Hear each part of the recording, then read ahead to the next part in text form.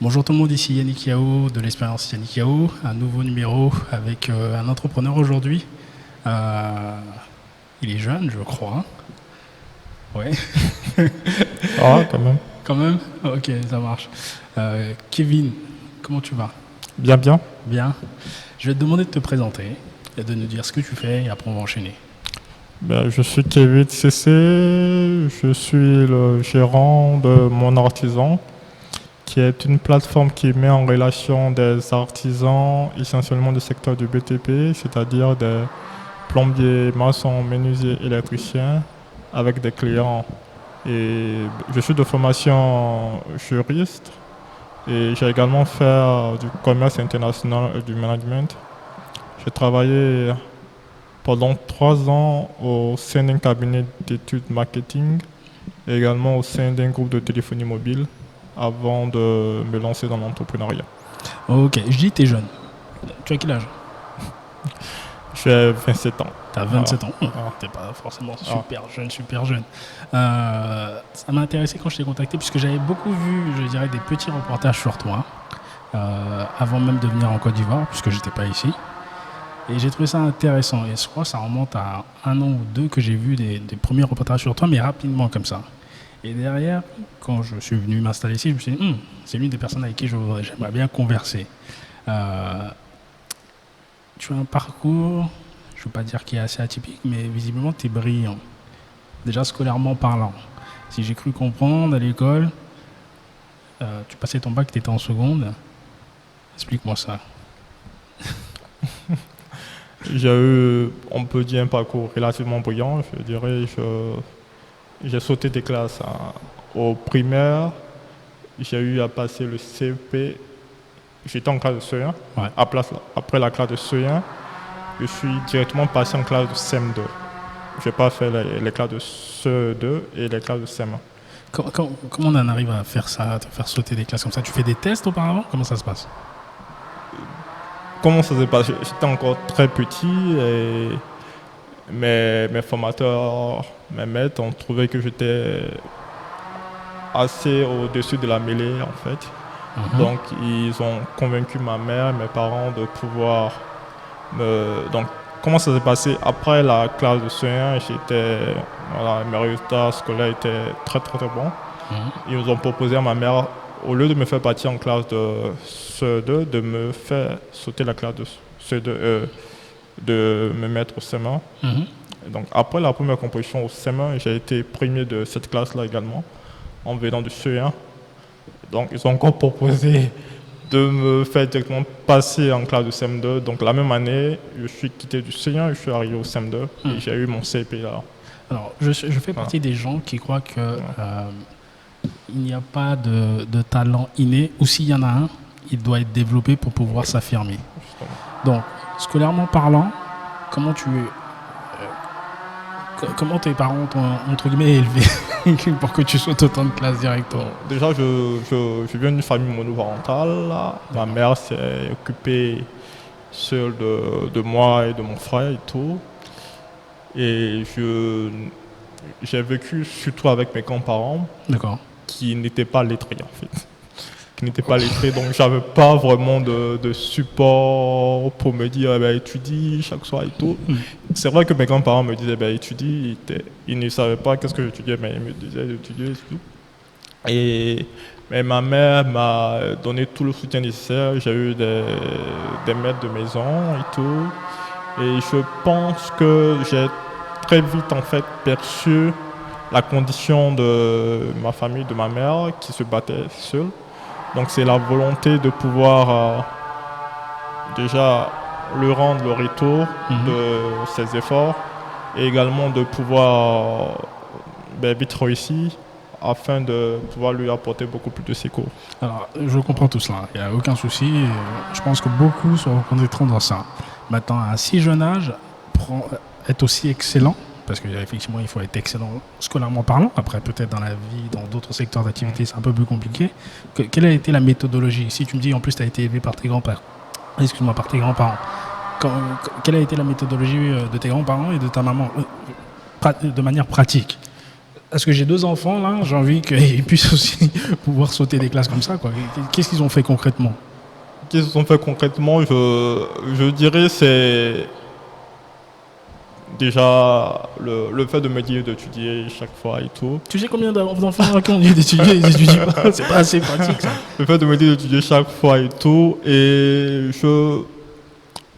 la question du talent qui est inné ou pas, je pense qu'il y a, ouais, c'est vrai qu'il y a quand même. Il y a quelque chose. Il y a quelque chose Il y a une base. qui est là, une base Mais et comment tout. comment ils ont cultivé ça?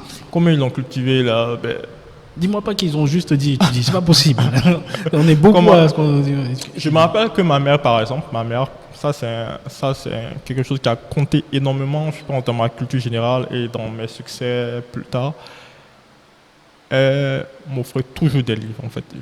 Par mois, elle achetait 5 livres, toujours elle m'offrait des livres. Et ça a énormément renforcé ma culture générale. D'accord. Très jeune. Ouais. Énormément renforcé ma culture générale. Très jeune. D'accord. Ok. Donc tu penses que c'est plus ça qui a Ouais. fait que. Ça a compté énormément, je pense. D'accord. Voilà. Tu regardais pas la télé? Qu'est-ce qu'il y a? Je dis Ben, pas que tu étais maltraité, hein. Non, mais c'est jusqu'aujourd'hui, impressionnant pour moi. j'ai la télé chez moi aujourd'hui, mais je regarde pas la télé vraiment. J'ai été très tôt focus sur des choses, été très tôt focus sur l'excellence et tout, et, et je tire également mon plaisir de là en fait. Voilà. D'autres tirent des plaisirs du football, d'autres hobbies, mais moi je tire vraiment mon plaisir d'apprendre. Voilà.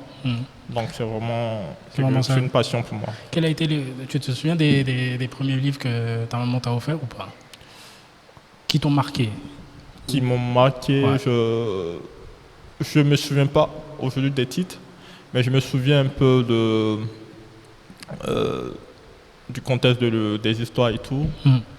Voilà. Elle m'a offert je pense, il y a des livres, il y a un livre par exemple qui parlait de la condition d'un jeune enfant qui a énormément souffert et tout avec sa famille et tout. Il y a un autre livre qui était je pense, il y a des recueils de poèmes qu'elle m'a offert également. D'accord. Et ça m'a permis de plus tard de faire un peu de slam. T'as fait du slam? Ouais, j'ai écrit des tests de slam voilà, j'ai écrit des tests. Ok. Voilà. Et elle m'a offert également des classiques d'écrivains français, Baudelaire, Montesquieu. Et ça, Voilà. ça te parlait aussi jeune? Ouais. Ok. La manière d'écrire, ils avaient vraiment une très belle plume. Ok. Alors, quand tu sautes autant de classes, ou en tout cas quand tu te retrouves avec des personnes qui sont un peu plus âgées que toi, est-ce que tu côtoies toujours les personnes qui ont le même âge que toi ou tu es plus en train de côtoyer les personnes qui sont dans la même classe que toi, les personnes plus âgées? Évidemment que j'étais dans des classes où j'étais toujours le plus jeune, toujours le plus petit, donc un peu malmené au début, mais après les résultats scolaires voilà, font que les gens te respectent un peu plus. Ils t'ont malmené? Dis-moi 2-3 choses comment ils te malmenaient. En fait, on te tape un peu, voilà, au début de chaque année scolaire et tout. Mais après, lorsque on te tape un peu, pendant la Physiquement, ils te tapaient? Ouais, mais en passant, ça c'est pendant la récréation et tout, il y a des personnes là qui viennent retirer voilà, ta nourriture là. Oh, Rapidement, ok. voilà. Ouais. Mais bon, après, je veux dire, lorsqu'il y a les compositions, lorsqu'il y a les devoirs de classe et tout, on s'aperçoit que c'est toi le meilleur et la donne change. Donc tout le monde vient maintenant te demander conseils et tout, vient également pour que tu puisses les aider sur des débats et tout. Donc la donne change et donc c'est comme ça. Voilà. Je vais être un peu scientifique. Comment ça se passe dans ta tête quand tu lis les choses et tout? Est-ce que tu connais le film Matrix, hein? Je regardais en passant, mais bon, je regardais la bande-annonce, mais je ne sais pas vraiment. Ok. Pour ceux qui connaissent le film Matrix, à un moment donné, grosso modo, le gars, il voit les choses que les autres n'arrivent pas à percevoir, il arrive à les modifier comme il veut. Grosso modo, c'est un peu ça. J'ai envie de savoir comment ça fait dans ton cerveau. Quand tu lis les choses et tout, est-ce que ça se décrypte assez rapidement? Oui, je pense que je dirais pas j'ai une meilleure vision que les autres, mais j'ai cette faculté-là peut-être de pouvoir me projeter plus facilement que les autres, de pouvoir voir des choses éventuellement qui ne sont pas très visibles. Donc, ça relève un peu plus peut-être de la stratégie, tout. Voilà, quoi. Donc, après, il faut le faire avec une dose d'humilité également. Donc, surtout dans des environnements où vous êtes en équipe et tout. Donc, comment tu arrives à garder cette humilité-là, justement? mais déjà, je peux percevoir des idées et tout. J'essaie de faire émerger ces idées-là, pas à partir de moi-même. Hein. J'essaie en fait d'impliquer les autres, de brainstormer avec les autres, pour qu'ils aient l'impression que l'idée vraiment émerge. T'es un bon manager, toi. J'essaie en tout cas. Non, sérieusement, c'est comme ça que les meilleurs managers font. J'essaie beaucoup parce que... Après, je veux dire, tout le temps, lorsque les idées les plus viables, les meilleures idées partent de toi, je veux dire, ça risque de démotiver en fait les autres personnes qui sont dans ton équipe. Alors, revenons, en parlant d'équipe, on va parler business. Mon artisan, ça t'est venu comment ça? Déjà, comme je l'ai dit, j'ai vécu dans un environnement, j'ai vécu comme si dans un quartier, dans une commune, voilà, et dans un environnement où il y avait pas mal de petits métiers et tout. Ouais. Donc, après, pendant mes années académiques supérieures, je suis arrivé dans un environnement beaucoup plus policé, un environnement beaucoup plus aisé et tout. Où, dans le premier environnement, il y avait pas mal de personnes qui faisaient des petits métiers, mais qui n'arrivaient pas réellement à joindre les deux bouts, qui n'arrivaient pas à émerger. Et dans le second environnement, les gens se suffisaient, mais il y avait de petits bobos à la maison et on peinait à trouver un plombier, un électricien. On se demandait aux voisins, c'était difficile de trouver le bon et tout. Donc, et le déclic s'est passé lors d'un hackathon de la Banque africaine de développement. Lors d'un quoi? Un hackathon. C'est quoi un hackathon? Un hackathon, c'est un espace où plusieurs personnes se retrouvent et essaient de réfléchir sur des problématiques pendant un délai assez court. D'accord. Généralement, le temps d'un week-end, pour faire émerger des idées qui puissent être implémentées assez rapidement. D'accord.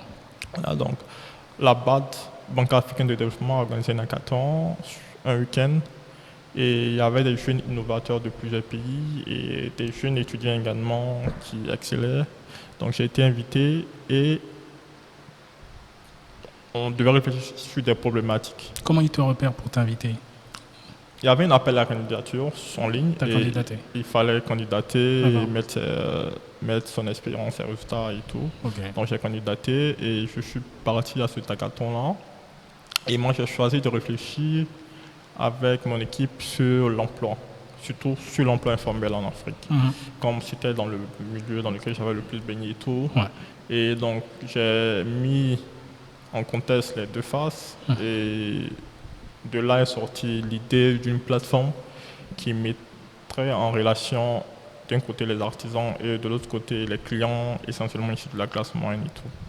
Voilà, c'était un concept assez vaste au début où tous les métiers informels devaient être répertoriés.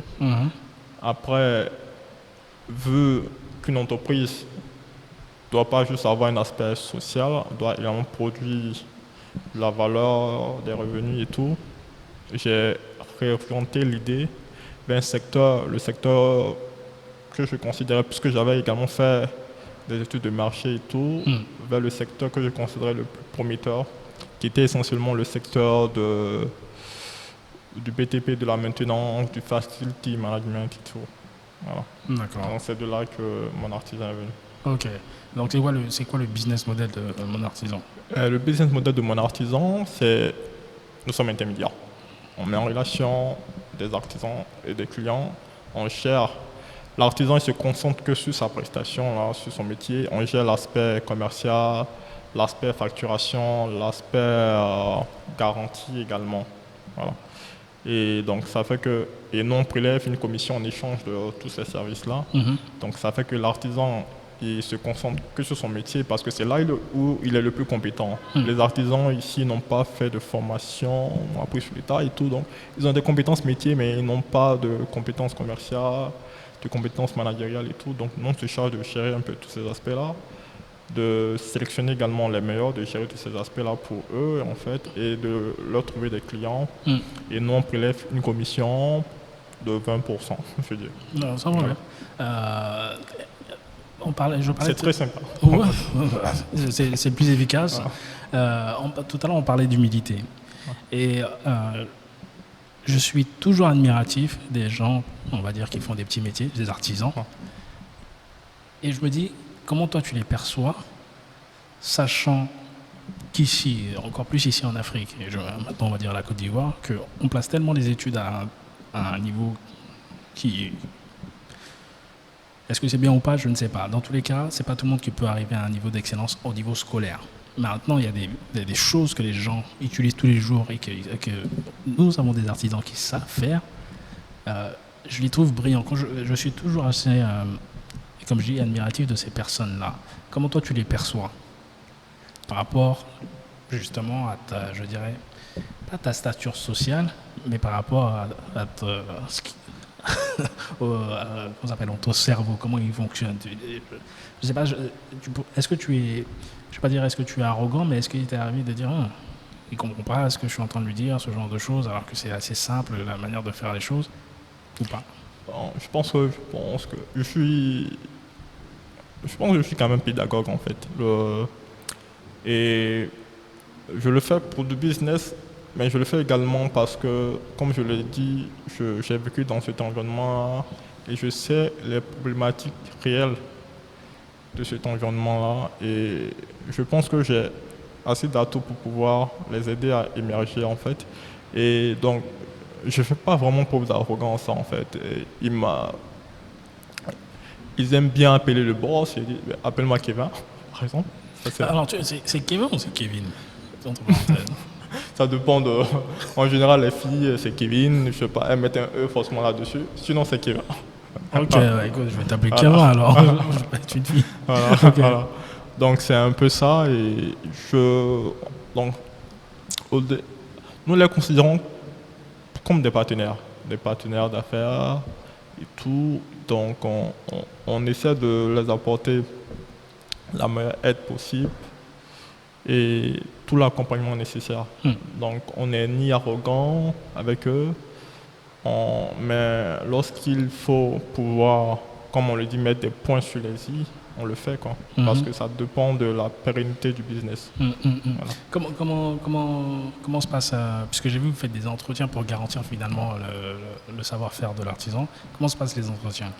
Déjà, on a un process en 5 étapes qui passe par un entretien de motivation, une vérification de leur référence client, ils signent une charte qualité. Également, on reçoit tous les documents, on vérifie tous leurs documents qu'ils envoient. Donc, c'est un processus en 5 étapes. Quand tu parles des documents, c'est quoi? Des documents pour attester que c'est bien la personne avec qui vous avez... Ouais, documents d'identité, CV, éventuellement casier judiciaire pour ceux qui en ont et tout. Et bien sûr, la référence, on la vérifie. Donc, pour revenir à l'entretien, on a une checklist de critères. Donc, 4 types de critères. On ne fait pas les entretiens et puis on discute et l'artisan sélectionne ou pas. On a une checklist de critères. 4 types de critères. Des critères relatifs plutôt au métier, des critères relatifs aux aptitudes technologiques de l'artisan, des critères relatifs à son cursus académique et tout. Donc 4 types de critères et il faut qu'il ait la moyenne dans ces 4 types de critères-là pour pouvoir être référencé chez mon artisan. Voilà, donc ça se voit automatiquement, on a un logiciel où on met des notes là et lorsqu'il a la moyenne, il passe à la seconde étape. Alors, comment on appelle ça? Mais ça se fait pas, on ne pose pas des questions de manière systématique, c'est au cours de l'entretien d'une discussion. Et c'est ce que j'allais te demander, est-ce qu'ils sont à l'aise? Parce que ce n'est pas forcément les gens qui sont là à passer des entretiens, ce genre de choses. On ne peut pas faire passer des entretiens et poser des questions systématiques, mais on essaie de pouvoir mettre les petites questions là dans notre discussion et de faire ressortir en fait les différentes notes en fait en fonction de leurs réponses. Rappelle-moi, ça fait combien de temps que mon artisan est sorti? Et on a lancé la V1 en mi-2017 par là. 2017, ok. Ouais, donc on a peiné à trouver le bon modèle économique et tout. On a fait des petits vols et tout. Donc je dirais on a passé pratiquement toute la seconde moitié de 2017 là, à chercher le bon modèle économique. Donc on a commencé à réellement avoir des marchés assez conséquents à partir de 2018. D'accord, donc pendant une année, Ouais. c'était vraiment du test. C'est génial. La dernière fois, je lisais un article qui parlait de Facebook, parce que beaucoup de gens essaient de monter leur application Facebook, leur réseau social. Et comme je m'intéresse beaucoup aux réseaux sociaux, et je me rappelais que pendant les 7 premières années, Facebook cherchait son modèle économique. Donc pendant 7 années, il n'y a pas eu de rentrée d'argent. Donc pendant 7 années, il n'y a eu que des investisseurs qui se sont enchaînés. Et quand j'entends certaines personnes dire ouais, il va y avoir le prochain Facebook en Afrique, je pense qu'ils sont pas au fait de la réalité. Et j'adore le fait, la dernière fois je recevais une femme qui s'appelle Corinne Maurice Ouattara, qui a inventé le pass santé Mousseau, le carnet électronique. Et je trouve génial ce genre de création, comme mon artisan, qui touche effectivement notre réalité, notre quotidien. Et je pense que c'est les meilleures choses qui vont réussir, en fait, au-delà de chercher à révolutionner, entre guillemets, le game, quoi. Je trouve ça génial. Tu as combien de collaborateurs avec mon artisan? Aujourd'hui, on est à 11 collaborateurs, donc... T'as un associé, je crois? Oui. Ok. Oui. J'ai 2 associés. 2 associés. J'ai un cofondateur avec qui j'ai commencé et il y a un autre qui nous a rejoint plus tard, à qui j'ai cédé quelque part. D'accord. Ce sont des personnes qui sont un peu plus âgées que toi ou vous êtes de la même génération? Un peu plus âgé que moi. Ils sont un peu plus âgés que toi. Comment a été pas la négociation, mais le fait de dire ok, on va bosser avec toi. Est-ce que le critère de ton âge ou de ton expérience a compté dans cela ou pas? Non. Quand je dis un peu plus âgé que moi, il n'y a pas également un gros écart. Oh, d'accord. Oui. Mais après, c'est des personnes. Lorsque j'ai eu l'idée de mon artisan et tout, j'avais besoin d'un lead technique pour la partie développement web et tout. Et moi, je n'avais pas cette compétence-là, en fait. Donc, j'ai vu les personnes que j'avais sous la main, que je connaissais plus ou moins. J'ai vu deux personnes qui ont carrément m'envoyé balader, en fait, parce que bon, c'est des personnes qui avaient un profil bac plus 5 et tout, qui avaient assez d'expérience et tout, quelques années d'expérience en tout cas, et qui ne se voyaient pas travailler pour une idée, une start-up, en fait. Ils voulaient, voilà. Et donc, quand tu dis qu'ils ne se voyaient pas, c'est juste que tu n'avais pas les finances pour pouvoir financer leur... Oui, je pense que je n'avais pas les... Déjà, c'est les personnes qui recherchaient, je pense, une rémunération fixe, immédiate, fixe. Également, une crédibilité en travaillant dans une boîte qui avait déjà une forte image de marque et tout, chose que je n'avais pas. Et donc, Archange, c'est mon associé, mon cofondateur.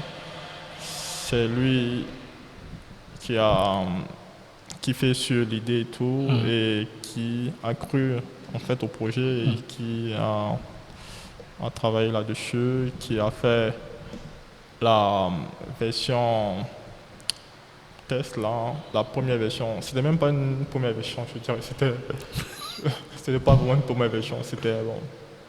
Il s'est démerdé avec un template là, juste pour qu'on ait un visuel un peu de comment, mais il n'y avait rien derrière en fait. Donc c'est comme ça il n'y avait absolument rien derrière, mais c'est comme ça qu'on a eu à pitcher, à faire notre premier pitch en fait, parce que quand tu parles de techno et tout, il faut au moins un visuel pour présenter un peu comment cela marchera. Et donc on a pitché et c'est comme ça qu'on a eu nos premiers fonds. Et comme il n'était pas finalement capable de développer la plateforme comme on la voulait, on a confié le projet à une équipe de développeurs. On a payé l'équipe de développeurs. Ici en Côte d'Ivoire ou ça a été à l'extérieur? En Côte d'Ivoire. On a fait comme ça des jeunes Ivoiriens qui ont fait une première version et tout. Et après, on a salarié même deux des développeurs. Ils étaient combien à la base qui ont développé? C'était une équipe, je pense, de 5 développeurs. 5. Et vous en avez gardé deux de ces 5? Oui, les deux qui ont réellement travaillé sur le projet. En fait. D'accord. Ouais. Ok. Ils étaient quoi? C'était finalement un stage qu'ils faisaient? C'était quoi? Je pense que... Non, là-bas, ils étaient en CDD, je pense, dans leur entreprise. Ils étaient en CDD et vu qu'ils ont énormément travaillé sur le projet, ils ont, je pense, vu le potentiel et tout. Et également, je les ai parlé à cœur ouvert. J'ai expliqué en fait où je me projetais avec cette idée, avec ce projet-là, et ma notion de la réussite pour moi qui était une réussite partagée en fait. Je pense qu'on ne peut pas être juste la lune là et voilà, quoi, ne pas avoir. Moi, je veux que ma réussite puisse avoir de l'impact en fait sur d'autres personnes. Je veux une réussite partagée, une réussite en équipe en fait. Donc ils ont aimé ma vision et ils nous ont rejoints. C'est clair. Aujourd'hui, quel type d'ouvrage tu lis aujourd'hui? Enfin, si tu continues à lire. Je sais vraiment, c'est difficile quand tu deviens grand de lire. Avec toutes les activités, c'est difficile. Mais je lis des biographies de Elon Musk, Tesla, PayPal. Je lis également Martin Luther King, la biographie actuellement. Je lis également les biographies de leaders tech tels Jeff Bezos, Steve Jobs. Tout. Et également, je lis également des articles de management, des ouvrages de management, de gestion d'équipe et tout. Et également, il y a des livres que je qualifierais d'entrepreneurs réellement. Des livres d'entrepreneurs qui ont plus ou moins réussi leur business et qui partagent un peu leurs expériences en fait. Donc j'ai tout dernièrement lu le livre, l'expérience plutôt de la première start-up française qui a réussi à lever le milliard de dollars il y avait quelques années. Là. Quel coup? C'est qui? Quel coup? Oui, qui avait été vendu à Yahoo et tout, et après, bon, ça n'a pas trop marché. Et j'ai lu également d'autres ouvrages, Réussir autrement par exemple, que j'ai lu il n'y a pas longtemps également, qui parle un peu de l'expérience de deux jeunes entrepreneurs américains qui ont réussi à monter un business sur 8 pays, qui ont plutôt des collaborateurs sur 8 pays. Donc, ils ne se voient pas là, mais ils réussissent à faire un CA de plus de 100 millions de dollars sans se voir, en travaillant à distance et tout. Et ils réinventent pas mal de concepts autour du marketing, autour du management et tout. C'est très intéressant. Ok. Quand tu dis c'est très intéressant, parce que je suis un fanat, j'adore les biographies aussi. Ça fait longtemps que j'en ai lu, mais quand j'arrive à me poser effectivement et à lire un livre d'une personne qui, on va dire, a réussi à atteindre certains objectifs et des objectifs assez élevés, ça m'intéresse de savoir s'il y a du bon game, comme j'aime le dire. Est-ce que les livres de Musk, de Job et tout, il y a vraiment du bon game dedans, il y a des choses que tu peux prendre et tu peux appliquer directement, ou c'est beaucoup de motivation, ce genre de choses? Oui, il y a les deux en fait. Ce qui me plaît dans les bios, c'est surtout l'aspect global en fait. Je veux dire, il y a l'aspect relation interpersonnelle de la personne, même son vécu au niveau familial et tout. Comment il arrive à gérer son entreprise, il y a plusieurs aspects en fait. Parce que être entrepreneur, c'est assez délicat, compliqué parce que il y a la famille, il y a la fiancée ou l'épouse, il y a tous ces aspects-là. On oublie souvent qu'il y a tous ces aspects-là. Mais il y a la vie sociale, il y a la pression également de la croissance et tout, il y a pas mal de choses. Donc, et moi j'ai envie de de réussir ma vie, pas juste réussir mon business en fait. Donc il est important pour moi de prendre en compte tous ces aspects-là et de voir comment d'autres ont réussi à gérer tout ça. Voilà, De tous ces ouvrages-là que tu as lus, quel est celui qui rassemble le plus, je dirais, toutes ces informations-là qui te permettent de dire, ok, ça me permet de pouvoir équilibrer, balancer ma vie comme je veux? Je pense que le livre de quel cours là, voilà. C'est le dernier que tu as lu ou pas? Non, c'est pas le dernier, c'est l'un des premiers que j'ai lu. C'est même l'un des premiers. Mais il y avait assez de déchirements là-dedans au niveau personnel et tout. Il y a eu des... Voilà. Déjà, c'est une start-up qui a commencé de zéro et qui rapidement s'est étendue dans plusieurs pays en Europe, a intéressé de grands investisseurs et tout. Et au niveau personnel des dirigeants, il y a eu du suicide, c'est dramatique, mais bon, il y a eu des divorces et tout. Et voilà, je pense que j'ai appris énormément de ça, de ce livre. Ouais, comme tu dis, c'est la vie d'entrepreneur. C'est ta première entreprise, mon artisan? Ouais, ma première entreprise. Ok. En plus, tu as une formation de juriste. Oui. Mais ça m'a beaucoup aidé, énormément aidé. Ta formation de juriste, par rapport au contrat éventuellement que tu devais faire, c'est quel type de droit que tu droit des affaires. C'est encore plus simple. Ok, tu as terminé ton cursus ou Oui, j'ai eu un master en droit des affaires. D'accord, ok. Et donc tu te lances dans ça, tu n'as pas eu envie de dire, ok, pourquoi pas ouvrir mon cabinet d'avocat tranquillement, je vais pas... Ou poursuivre un petit peu. Après, c'est une réflexion que j'ai eu à mener et tout. Au début, quand je finissais mon master, j'avais l'ambition d'être avocat d'affaires. J'ai vu un peu les rémunérations des avocats d'affaires, des millions de dollars, les meilleurs avocats d'affaires en fait. Donc, quand je me projette, je me place vraiment dans les meilleurs, je me dis, la rémunération est correcte. Et puis l'idée, et puis ces avocats-là travaillent sur plusieurs dossiers, sur des dossiers bancaires, d'infrastructures, de mines, d'hydrocarbures et tout. Donc il y avait cet aspect-là qui me plaisait bien et tout. Et en termes de challenge personnel, lorsque j'ai fini mon cursus, j'ai voulu passer le CAPA en fait. Pas pour être avocat, mais pour juste dire, le CAPA, on dit c'est difficile. Le CAPA qui est le diplôme pour être avocat, on dit c'est hyper sélectif et tout, mais moi je l'ai réussi en fait. Donc j'ai voulu le passer. Donc j'ai hésité un moment, mais bon, finalement, dans le même temps, il y avait eu le hackathon et après j'ai kiffé, j'ai dit c'est ça, c'est là que j'aurai le plus d'impact en fait. C'est ce que je veux en fait. Il n'y a pas eu un moment depuis où tu t'es dit, peut-être que... Non, j'ai pas eu... Non, j'ai pas eu réellement à avoir des regrets là-dessus. C'est vrai qu'il y a... deux fois, il y a un peu de...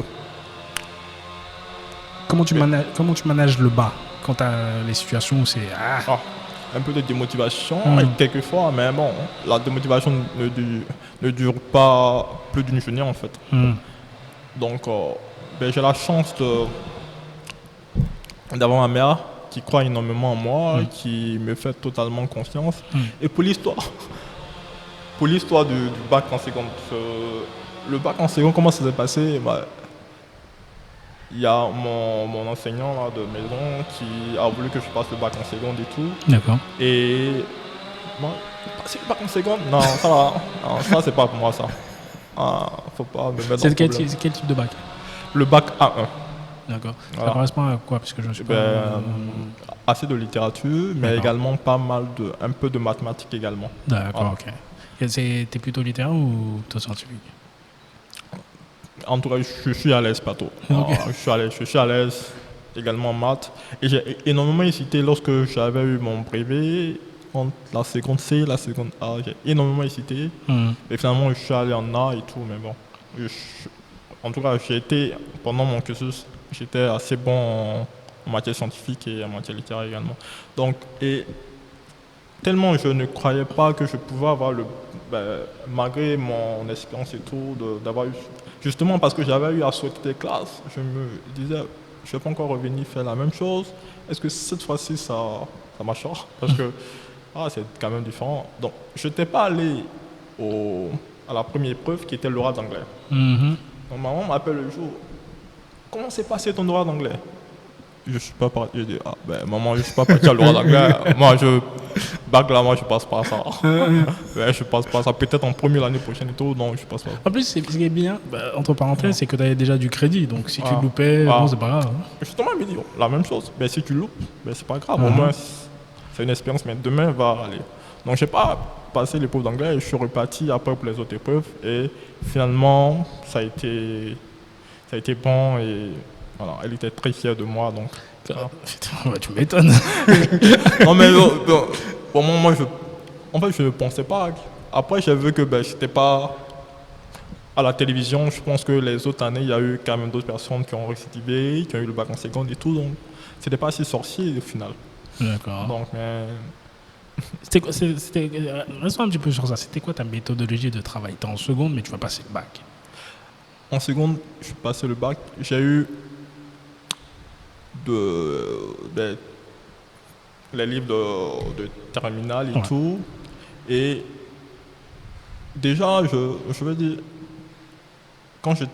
même quand j'étais en troisième, j'étais déjà en avance sur le programme de seconde et tout. Donc, je m'emmerdais un peu. Je m'emmerdais un peu en seconde également, quoi. Donc, au lieu de bosser réellement les cours de seconde, je bossais plutôt les cours de première, de terminale en fait. D'accord. Voilà, c'était comme ça en fait. Tu bossais avec qui? Tu avais des tuteurs? Tu bossais avec qui? Non, les livres, tu les prenais comme ça? J'ai toujours été assez solitaire, mais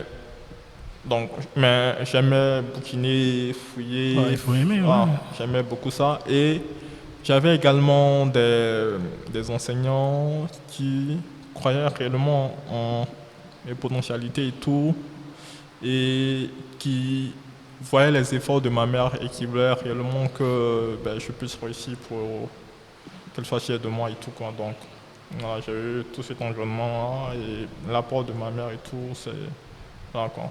Ça a été très bénéfique. Quelles sont les 3 qualités que ta maman a et que tu dirais que tu as appris? Je dirais la responsabilité des gens. Voilà, la responsabilité, je dis toujours aux membres de mon équipe, c'est l'une des, je pense, qualités les plus déterminantes dans la réussite en fait. Voilà, il faut assumer ses actes. Il faut, lorsqu'on est responsable de quelque chose, il faut assumer ce rôle-là. Donc, j'ai très tôt eu conscience de la responsabilité que j'avais dans ma vie personnelle, également dans le futur également. Parce que à ce moment-là, ma mère, elle n'avait pas d'emploi type fonctionnaire, donc il n'y avait pas de retraite derrière en fait. Donc je me suis dit, c'est vrai qu'elle a un peu de revenus aujourd'hui, mais dans quelques années, et ces revenus-là, elle investit surtout sur moi, sur mon frère. Je suis également ses parents à elle et tout, donc dans quelques années, il y aura un souci en fait, si on n'y va pas rapidement en fait. Donc j'ai très tôt perçu ça et j'ai pris la responsabilité qu'à ce moment, je serai apte à pouvoir lui apporter mon aide. Et deuxième valeur importante que j'ai pris chez elle, je pense que c'est le partage également. Voilà, j'aime énormément partager et tout. Le partage, c'est pas juste monétaire, mais partager mes connaissances, partager mon expérience et tout. J'aime énormément partager parce que je pense que Dieu met en nous des talents, Dieu met en nous des aptitudes. Il faut que tout ceci ait un impact positif en fait sur notre environnement. Je ne vais pas forcément changer le monde et tout, quoi, mais je pense que je peux avoir un impact sur mon environnement. Voilà. Et dernière qualité, je pense, c'est la détermination en fait. La détermination, elle m'a toujours orienté afin que j'aille au bout de tout en fait. Au bout de toutes les initiatives que je commence en fait. Elle m'a toujours orienté afin que j'aille jusqu'au bout de tout. Donc je pense que ces 3 qualités-là, j'ai pris. C'est ça que tu as appris. Donc tu as un frère grand ou plus petit? Non, plus grand. Plus grand. D'accord, c'est le même parcours ou Oh, très différent. Par contre, totalement opposé. Il paraît que c'est comme ça dans chaque famille. Ah bon? Mais vous vous entendez bien? Oh, super bien, super bien. Super bien. Ok, Super bien. ça marche. Est-ce qu'il a été t'as épaulé aussi dans tout ce que tu Oui, faisais? énormément. Il m'a épaulé. C'est quelqu'un d'assez ambivalent, hein. Peut-être m'écoute. Il va t'écouter. Il va m'écouter. Tendance ambivalent. Il est très généreux et tout.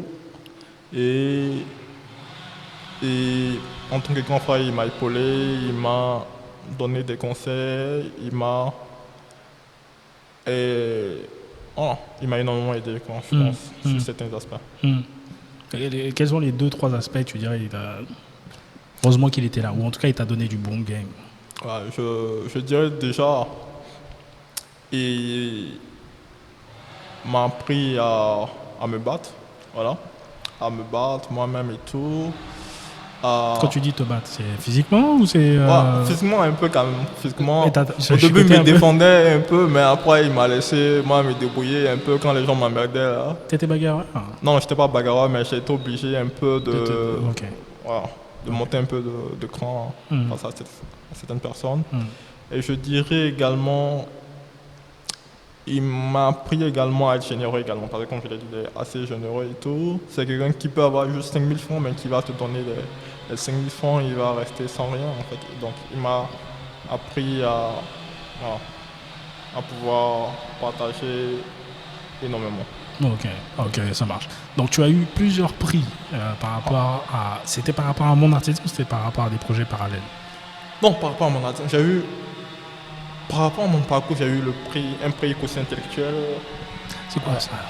Bah, en fait, il y a quelques années, là, il y a un prix qui récompensait les élèves supposés doués surdoués de la Côte d'Ivoire, en fait.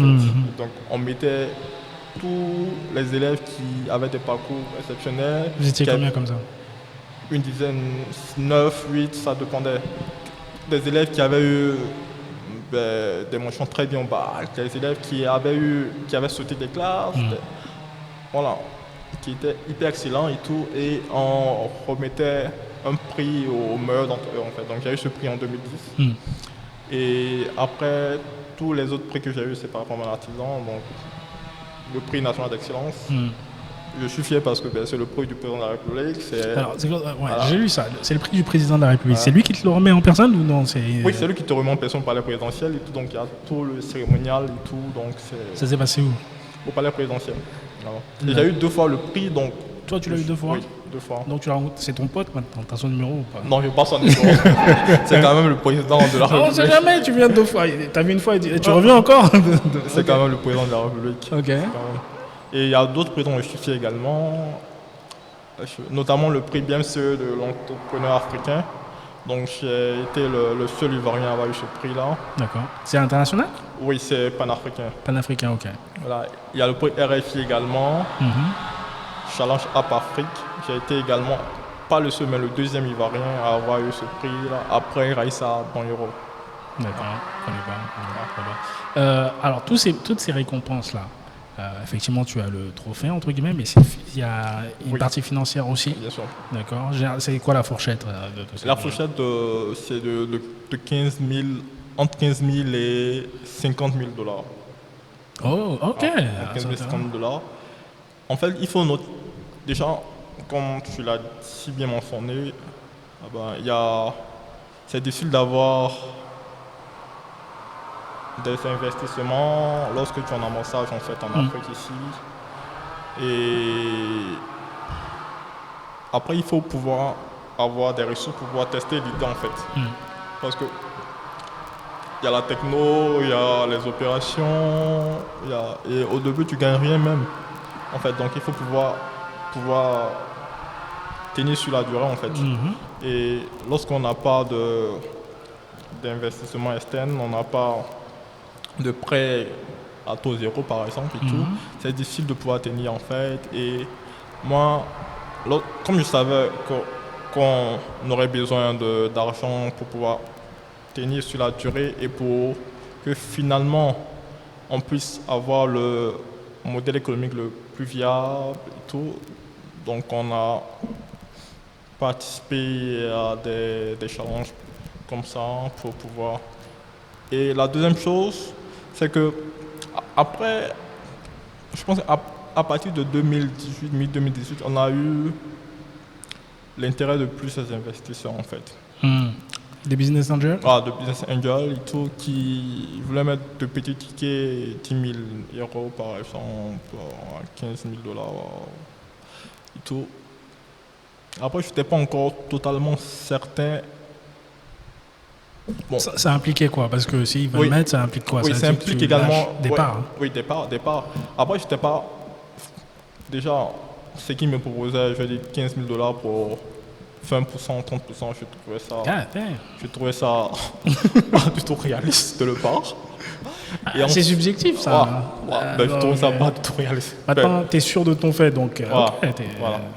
Et je voulais pas forcément que quelqu'un puisse mettre de l'argent dans mon business sans moi-même être certain de la viabilité de ce business-là. Donc, j'ai attendu vraiment d'être certain et tout.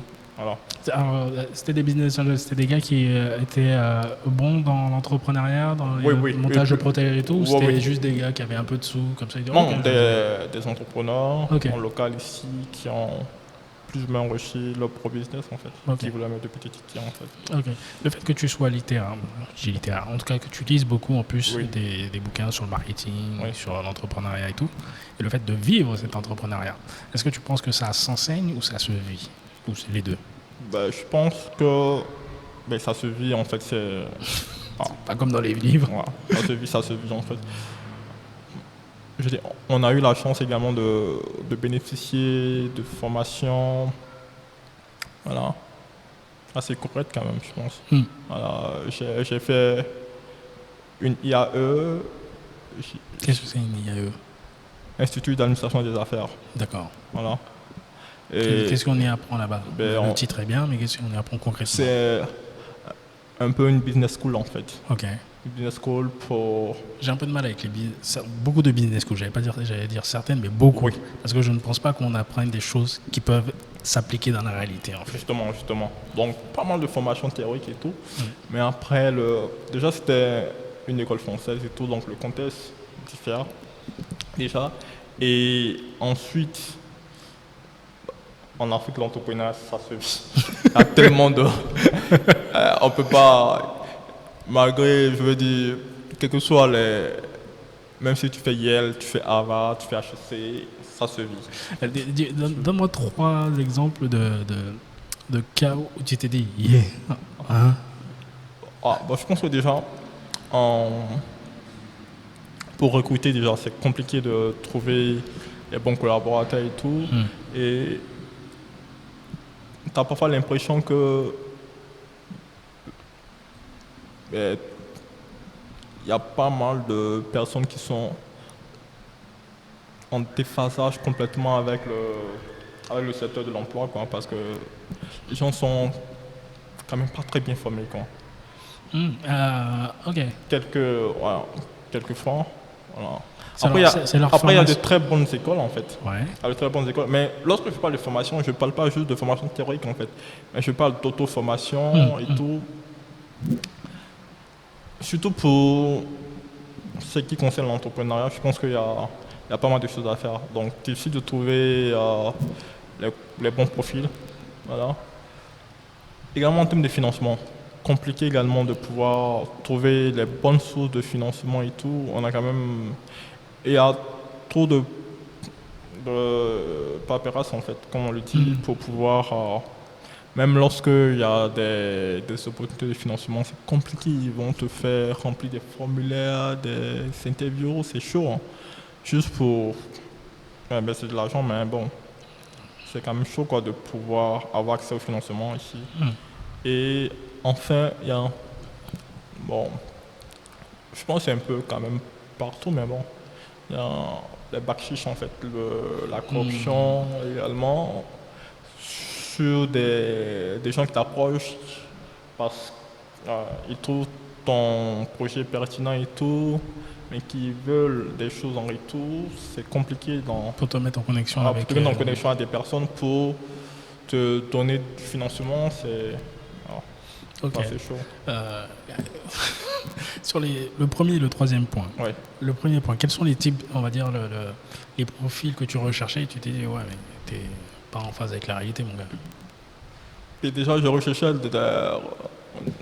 des business développeurs, des gens, des gros hackers, voilà, pour pouvoir acquérir beaucoup plus d'utilisateurs et tout, des développeurs et tout, pour certaines fonctionnalités, tout. C'était difficile de pouvoir. C'était quoi, leur formation ou c'était la rémunération qu'ils demandaient qui était Je pense formation d'abord, parce que même avant d'arriver au niveau rémunération, le gars te dit, ouais, il a fait telle école, il a un diplôme de licence en informatique, mais il ne peut même pas te développer une page web, en fait, c'est compliqué. Donc même à ce niveau, je pense qu'il y a des choses à faire en termes de formation. D'accord. Je ne dis pas que... Il y a quand même une très bonne école en Côte d'Ivoire, très bonne école en Côte d'Ivoire, mais après, dans les métiers techniques, type développement informatique, type même en termes commerciaux également, je pense qu'il y a pas mal d'auto-formation à faire également. Donc je pense que ça manque également aux étudiants dans les écoles ici. Ils ont YouTube et Google, il y a plein de choses qu'ils peuvent trouver en termes de formation. Peut-être comme le coût de la connexion est peut-être cher, peut-être pour certains. Les gars arrivent à trouver pour aller regarder des vidéos. Donc ils peuvent. C'est une question de priorité après. C'est vraiment une question de priorité. En 2020, t'as un mec qui me dit qu'il ne peut pas...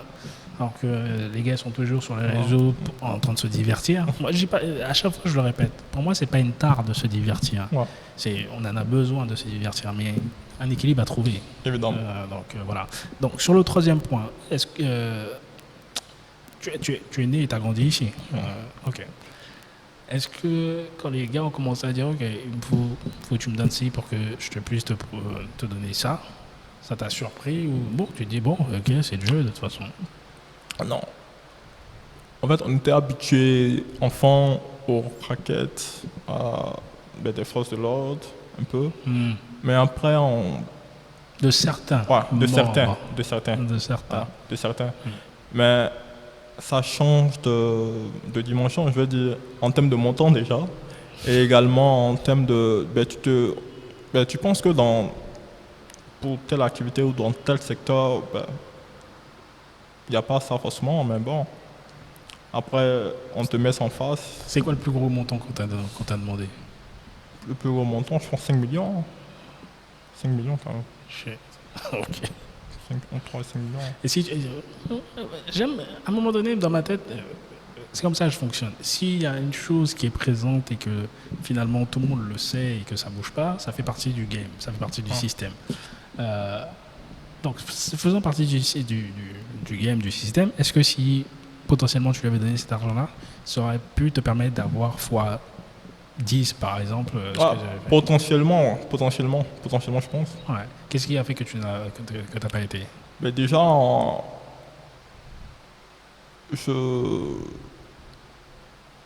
la question de l'éthique en fait dans les affaires, c'est... Je me rappelle de mon professeur de droit des affaires qui disait qu'il n'y a pas d'éthique dans les affaires et tout. C'est totalement subjectif. Ouais. Mais après, je ne veux pas forcément, comme je le dis, réussir par des raccourcis et tout. Je pense qu'il y a d'autres moyens en fait qui peuvent te permettre de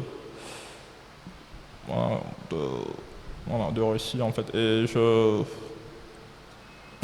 c'est une question où j'ai eu à discuter en équipe à demander conseil, mais après je veux dire dans mon fin intérieur je n'y étais pas en fait, donc je pense que la majorité des gens sont comme ça. Moralement, c'est pas ce qu'on nous a appris. Après, il y a la réalité du terrain. Et je pense que certains qui n'y arrivent pas ont du mal avec cette réalité du terrain. Et ça devient une question d'ego, ça devient un truc... Mais après, ça dépend en fait. Je dis, lorsque tu rentres dans un processus et que d'entrée on te dit il y a ça à faire, ben moi je n'y en pas en fait. Hmm. Mais il peut y arriver qu'en cours de processus, ben, tu es déjà dans le truc et tout, et là on te met ça en face. Ben, là il n'y a pas d'autre moyen en fait. Donc finalement, il faut voir au cas par cas, je dirais. Non, c'est clair. Ah, Après, faut au cas par cas. c'est totalement individuel et c'est pour ça que je dis c'est totalement subjectif. Et dans mes paroles, je ne veux pas qu'on croie que je entends dire ouais, Non. payer. Je dis juste que potentiellement dans d'autres pays, on dirait que c'est du lobbyisme. Ouais. C'est normal, mon contact, tu payes. Et je trouve que beaucoup ici, la manière dont on le perçoit, on dit c'est des bacs chiches, c'est pas bien, c'est des blagues et tout. Il y a un jeu qui est comme ça, il est mondial. Ouais. Maintenant, la manière dont Bien vous sûr. définissez dans Bien l'endroit sûr. où vous êtes, Bien sûr. ça peut vous faire Justement. avancer ou pas. Donc, est-ce que c'est légal ou pas? Si la loi qui est dans ce pays n'interdit pas que effectivement Justement. un gars te demande de te mettre en connexion, fonce. Si Justement. tu as les ressources. Tu Tu as la vois. ressource, bien sûr, évidemment. Après, ouais, parce que le monde des affaires n'est pas tout blanc. C'est pas tout blanc, évidemment. Donc je pense que c'est au cas par cas. Après, mon critère de distinction, c'est que d'entrée, après tu pèses le pour et le contre, mais d'entrée, déjà, lorsqu'on me met, ça je qualifie ça de barrière en fait. Lorsqu'on me met ça d'entrée, je n'y vais pas. Mais après, lorsque dans le process, tu es déjà entré et qu'on te met ça, il n'y a pas d'autre choix. Donc, s'il faut que tu ailles, tu y vas, simplement. C'est clair. Aujourd'hui, mon artisan, vous avez combien d'artisans sur la plateforme? Aujourd'hui, on a un réseau de près de 400 artisans. 400 Voilà, artisans. 400 artisans. Alors, quel est le secteur géographique de ces artisans? Est-ce que c'est Abidjan ou c'est... Oui, Abidjan. Abidjan. Essentiellement On est Abidjan. essentiellement Abidjan. Oh, ok. On a des demandes de clients à l'intérieur du pays. Ouais. Donc, voilà. Mais on est essentiellement à Abidjan. Essentiel, ok. Tu as envie de se développer plus loin que Abidjan? Je sais pas, ça dépendra du potentiel en fait. Déjà, ça c'est une erreur que j'ai. C'est pas une erreur en tant que telle, mais bon. À part Abidjan, le grand Abidjan, je connais pas vraiment les villes de l'intérieur du pays. Voilà. Et donc, en termes de vision, c'est pas très bon. Donc, j'ai prévu de faire. Là, on est en confinement, en semi-confinement, mais j'ai prévu de faire des voyages à l'intérieur du pays pour voir un peu, de vivre en fait dans certaines villes pendant 2 semaines, un mois, et voir un peu le potentiel de ces régions-là. Donc, sentir vraiment. Et si je sens qu'il y a un réel potentiel, on ira. Mais je pense qu'il faut rester quand même sur la croissance. Il faut une croissance, mais pas une croissance. Grandir pour grandir en fait. Il faut grandir en fonction des potentialités en fait des zones où tu y vas. On fait du business. Ouais. Et c'est la chose où il faut être le plus logique et le plus réaliste possible. Bien sûr. Pas en train de rêver, je vais conquérir tout Abidjan alors qu'il n'y a même pas des gars qui te demandent à... Bien sûr. Je sais pas quel... Donc ouais, clairement. Tu es de quelle ethnie? Je suis Agni. Agni. Okay. Ouais, il paraît que les Agnis sont avares en fait. Ça se dit sur les réseaux sociaux. Mais bon. Est-ce que tu es avare? Non, je pense pas. Mais c'est pas à moi de le dire, mais je pense pas. D'accord. Les gens disent Agni, avare. C'est économe. C'est pas, et toi?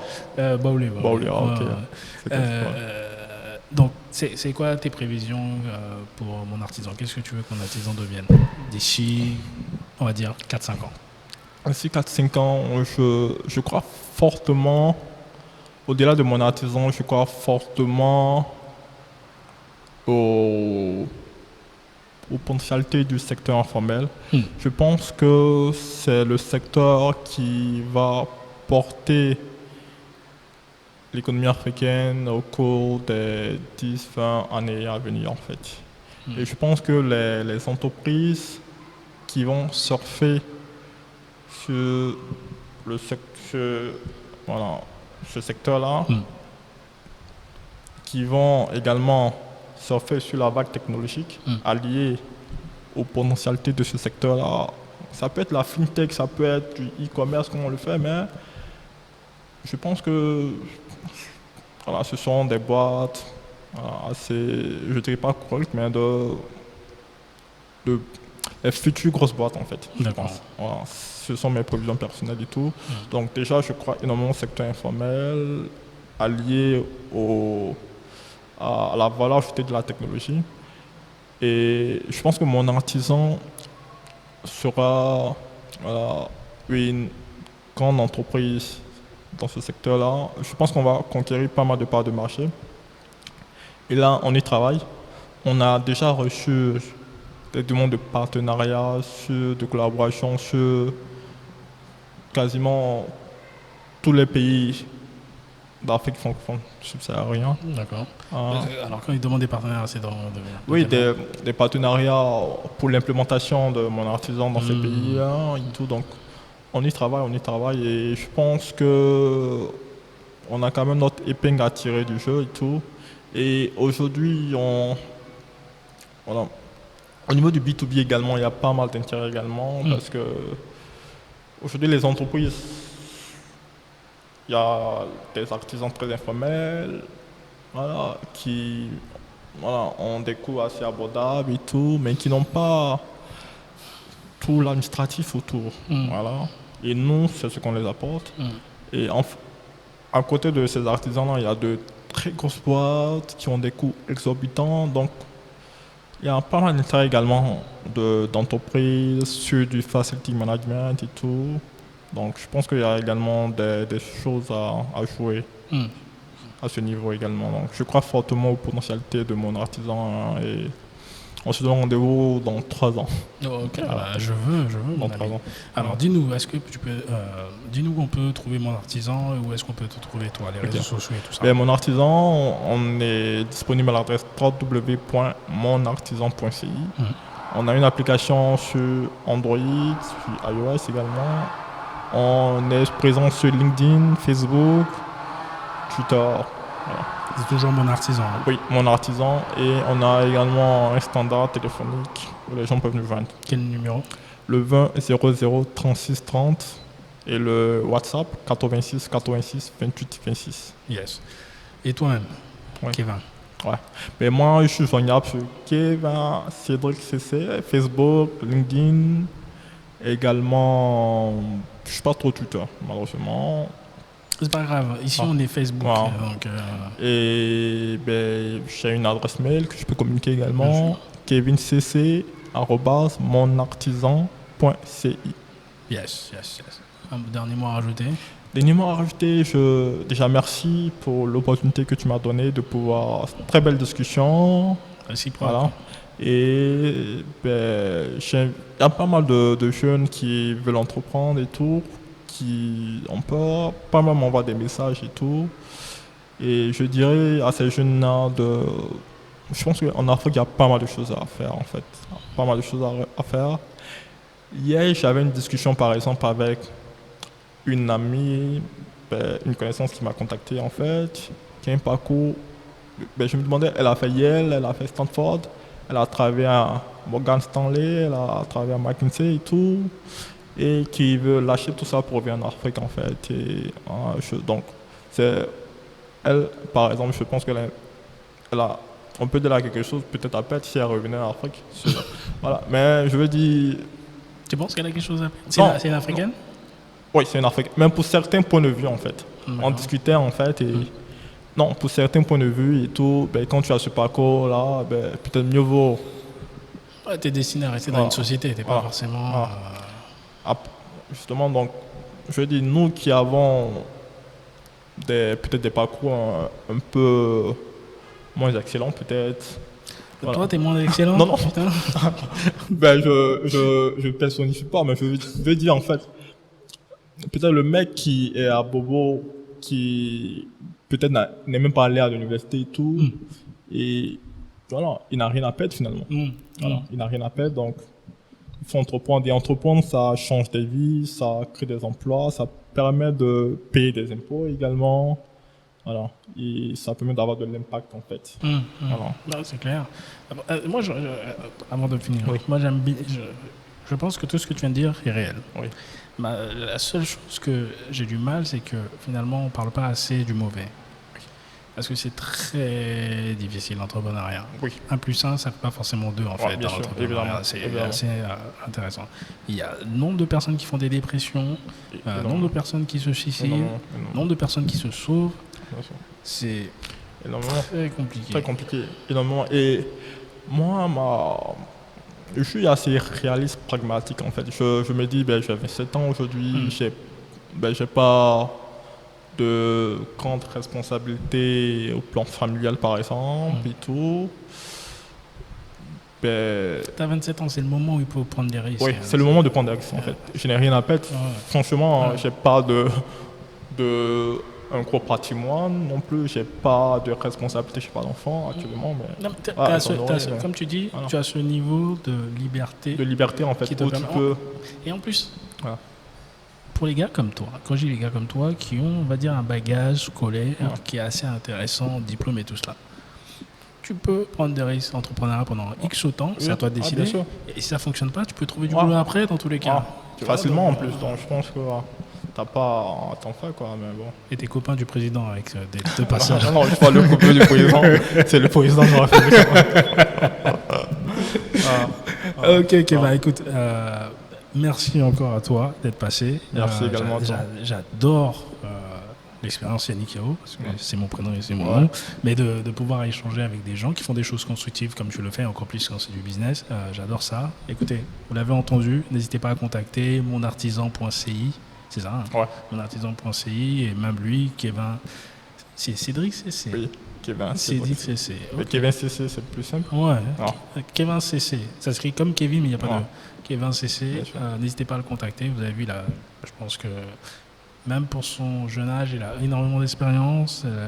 À l'intérieur, là, ça boue. Et je pense que vous pouvez tirer beaucoup de choses de ce monsieur-là. Donc, n'hésitez pas à commenter l'expérience Yannick Yao, à partager, dites-moi ce que vous pensez de cela. Et si vous faites quelque chose de constructif, que ce soit dans le business ou dans une autre activité, n'hésitez pas à me contacter sur LinkedIn, Facebook, les réseaux sociaux. D'accord ? Allez, à très bientôt les amis. Ciao. Hey YouTube, ici Yannick Yao. Merci d'avoir regardé cette vidéo. Tu peux t'abonner en cliquant ici pour recevoir les nouvelles qui seront publiées et aussi cliquer ici pour voir l'une des vidéos récentes qui sont assez constructives à mon avis. Allez, à très bientôt.